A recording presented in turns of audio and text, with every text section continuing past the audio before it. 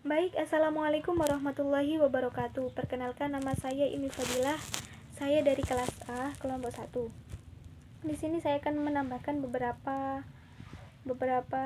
pemahaman mengenai ingkarus sunnah dan mutasyabihat dalam hadis. Nah, apa sih ingkarus sunnah itu? Ingkarus sunnah itu berasal dari dua kata, yaitu ingkar dan sunnah.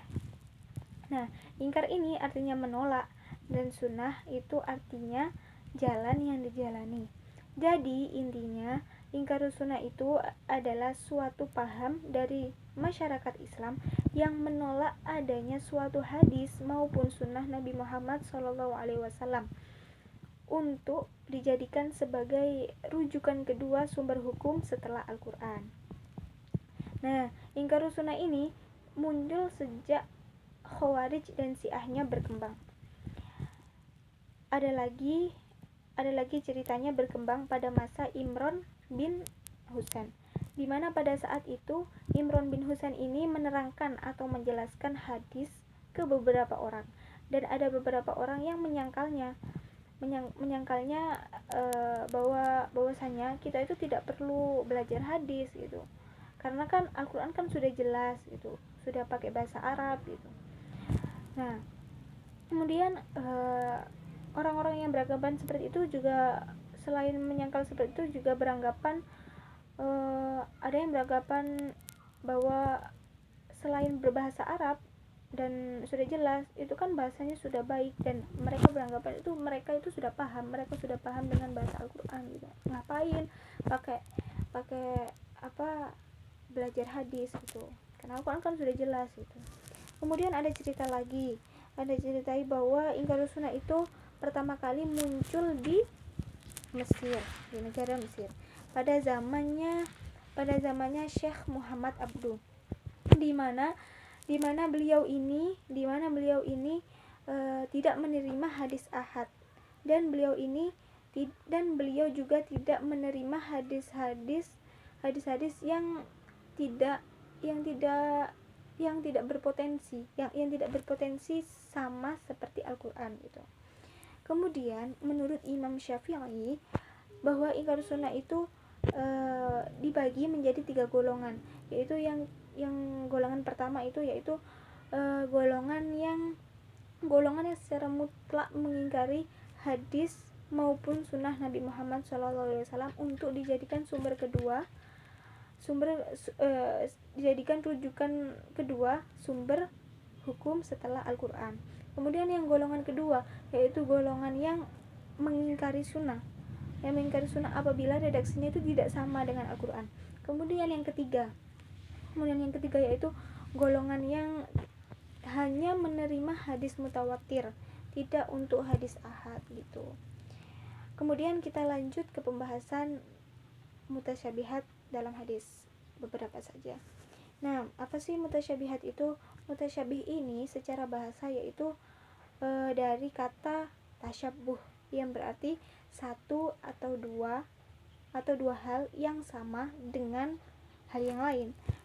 Dan juga berasal dari kata syubhah, dari kata syubhah.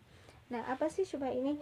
Syubhah ini yaitu suatu keadaan di mana satu atau dua hal tersebut tidak dapat dibedakan dengan yang lain, karena kemiripan di antara keduanya itu sangat sulit untuk dibedakan, seperti halnya kita itu melihat saudara kembar. Nah, kita pasti sulit cara membedakannya.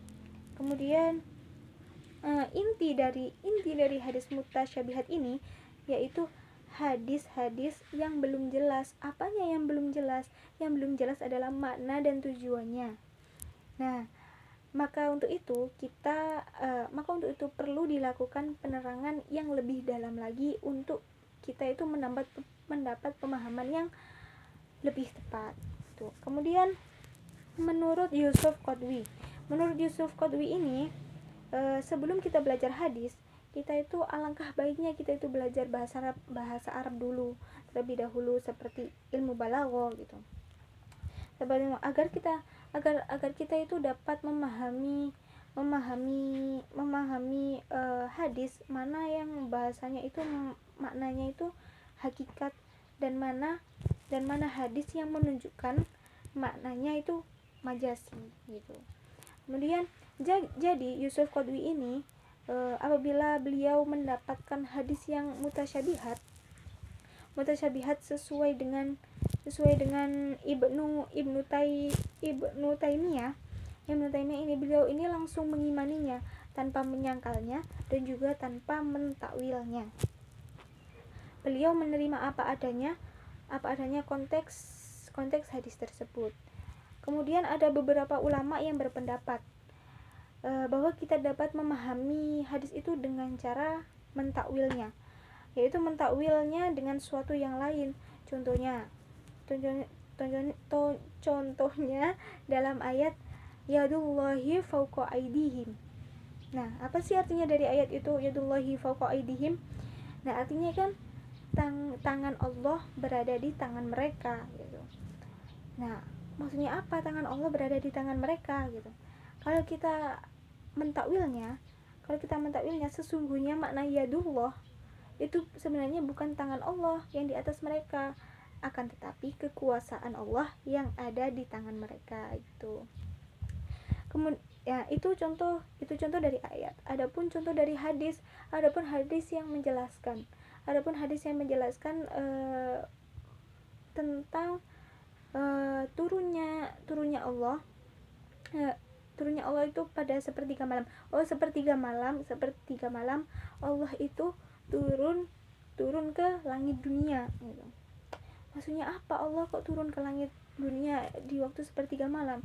Nah itu kan belum jelas. Jadi kita itu perlu mentakwilnya. Perlu digarisbawahi bahwa Allah turun ini sebenarnya bukan Allah turun, karena turun kan sebuah perbuatan yang seharusnya dilakukan oleh makhluk gitu. Kan itu perbuatan makhluk turun itu. Nah, kalau ditakwil itu sebenarnya bukan artinya itu Allah turun, bukan Allah turun ke langit dunia, melainkan apanya yang turun itu adalah rahmat Allah Subhanahu wa taala gitu. Jadi kita mengetahui hadis menurut para ulama itu dengan cara mentakwilnya agar kita itu jelas makna dan tujuannya gitu. Nah, itu sekian pembahasan sedikit mengenai ingkarus sunnah dan mutasabihat. Meskipun di awal sudah dijelaskan sama teman saya, kelompok saya, melainkan saya menambahkan sedikit. Dan apabila ada kesalahan dan juga perkataan yang tidak sengaja yang sempat menyinggung, mohon dimaafkan. Sekian dari saya. Wassalamualaikum warahmatullahi wabarakatuh.